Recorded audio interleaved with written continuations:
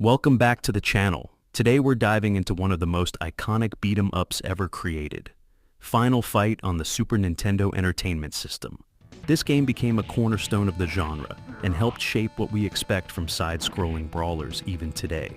We'll be taking a deep look at how this title came to be, how it performed on the Super Nintendo, the legacy it created through sequels and spin-offs, and even the adaptations in anime and comics that you may not know about.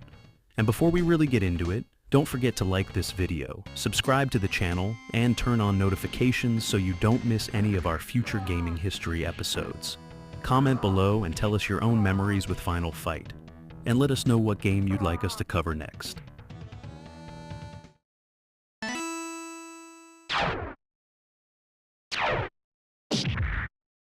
Final Fight didn't start out as Final Fight at all. Back in 1988, Capcom was riding the wave of their original Street Fighter game, and the plan was to create a sequel.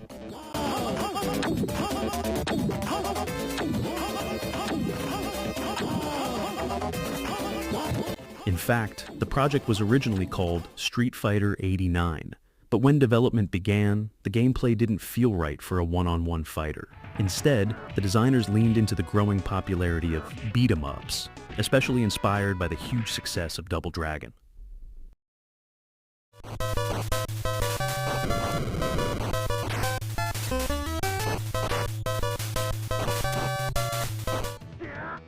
The idea shifted from martial arts to taking on gangs of enemies in side-scrolling action.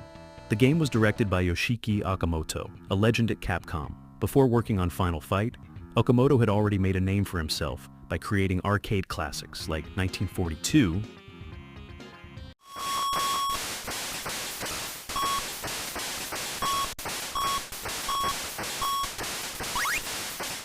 and Time Pilot during his time at Konami.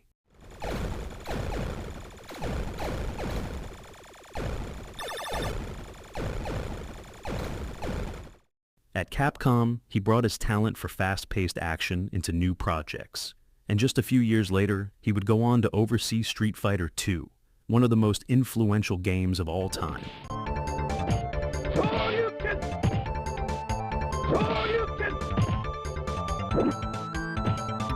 So, you could say Final Fight was right at the heart of his golden era. When Final Fight hit arcades in 1989, it turned heads immediately. Running on Capcom's CPS-1 arcade hardware,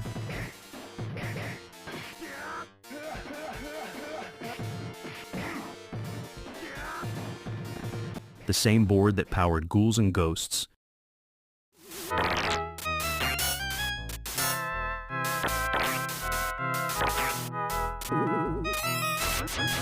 and later Street Fighter II,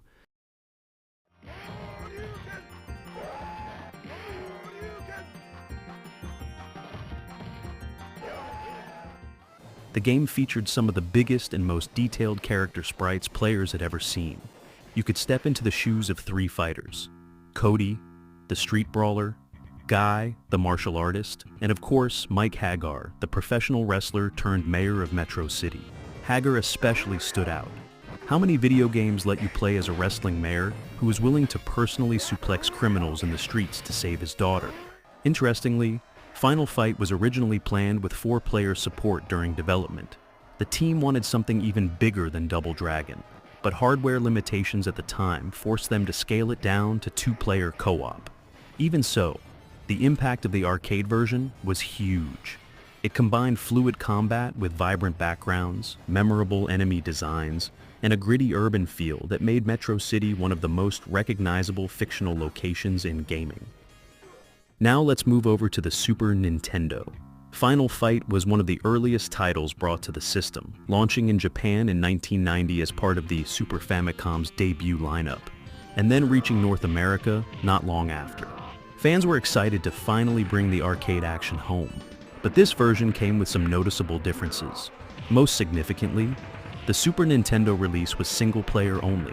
There was no option for 2 people to team up, which was a big letdown for anyone who loved co-op at the arcade. Another major cut was the removal of Guy as a playable character, leaving players with just Cody and Hagar. Other changes included missing levels and enemies due to cartridge limitations, and on top of that, The American version saw some censorship. The female enemies Poison and Roxy were changed into male characters named Sid and Billy because Nintendo of America was very strict about its content guidelines at the time. Even with these cuts, Final Fight still delivered solid gameplay and stunning graphics for an early Super Nintendo title, and players were happy to have it at home. In fact, it sold over 1.5 million copies worldwide, making it one of Capcom's most successful Super Nintendo releases. Capcom later tried to make up for the missing character with Final Fight Guy, a special edition that swapped Cody out and made Guy playable instead.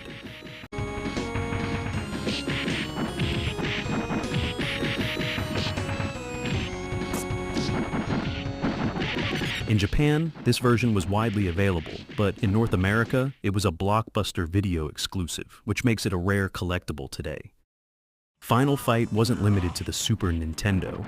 Over the years, it was ported to several other platforms. The Sega CD release in 1993 was considered one of the most faithful versions at the time, keeping two-player co-op intact and featuring music closer to the arcade original.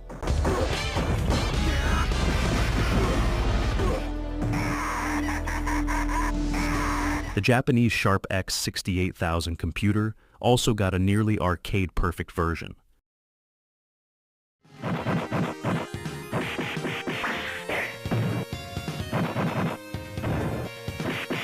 Later on, the Game Boy Advance release, called Final Fight 1, not only restored two-player gameplay via link cable, but also added new features like extra dialogue, anime-style portraits, and alternate costumes for Cody and Guy that were inspired by Street Fighter Alpha. Final Fight has since appeared in numerous Capcom compilations, so the legacy of that first arcade brawler has always stayed alive. It's impossible to talk about Final Fight without comparing it to other beat-em-ups. Double Dragon paved the way, but Final Fight raised the bar with its larger sprites, more impactful combat, and its focus on personality-driven characters. Where Double Dragon gave you faceless thugs, Final Fight gave you memorable gangs like the Mad Gear crew and unique bosses like Sodom and Relento, who later crossed over into the Street Fighter series.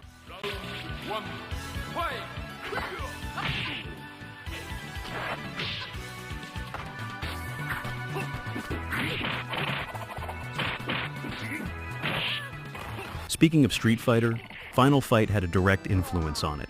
The style of combat, the big character designs, even the way special moves felt. All of that helped guide Capcom as they developed Street Fighter II, and the connection didn't stop there. Guy and Cody later joined the Street Fighter Alpha games.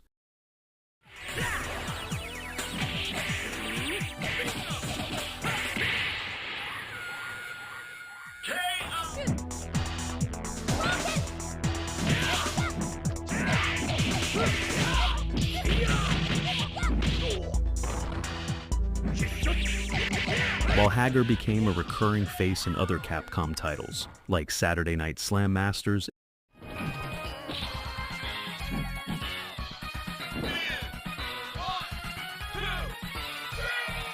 and Marvel vs. Capcom.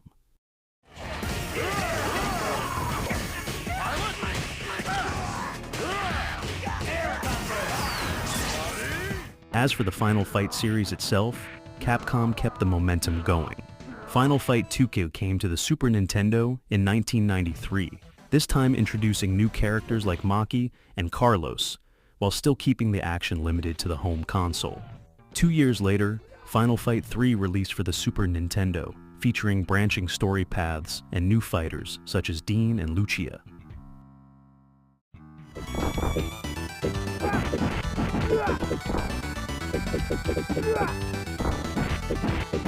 In 1999, Capcom took a strange turn with a Final Fight Revenge, a 3D fighting game for the Sega Saturn that never left Japan. It wasn't well received, but it remains an interesting footnote in the series.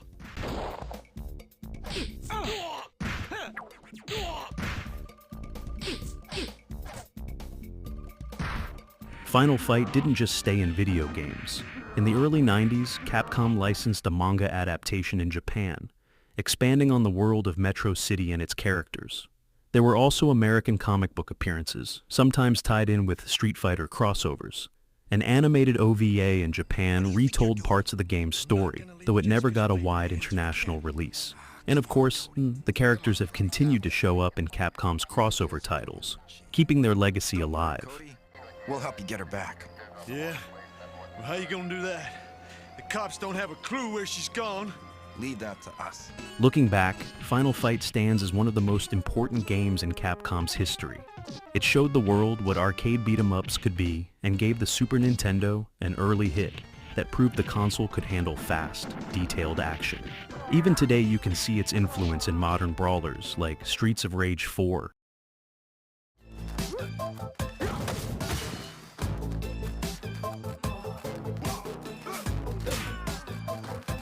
and River City Girls.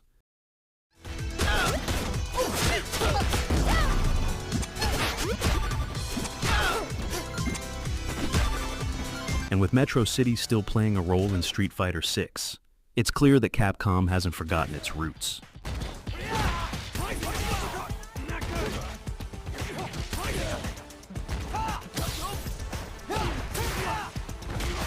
That's the history of Final Fight on the Super Nintendo and the arcade classic that started it all. Did you play Final Fight back in the day?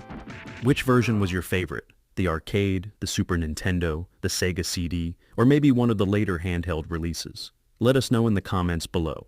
And while you're there, tell us which game you'd like us to cover next. If you enjoyed this video, don't forget to like, subscribe, and turn on notifications. It really helps the channel grow and keeps these history deep dives coming. And if you want more right now, click on one of the videos on the screen to continue exploring gaming history with us. Thanks for watching, and we'll see you in the next video.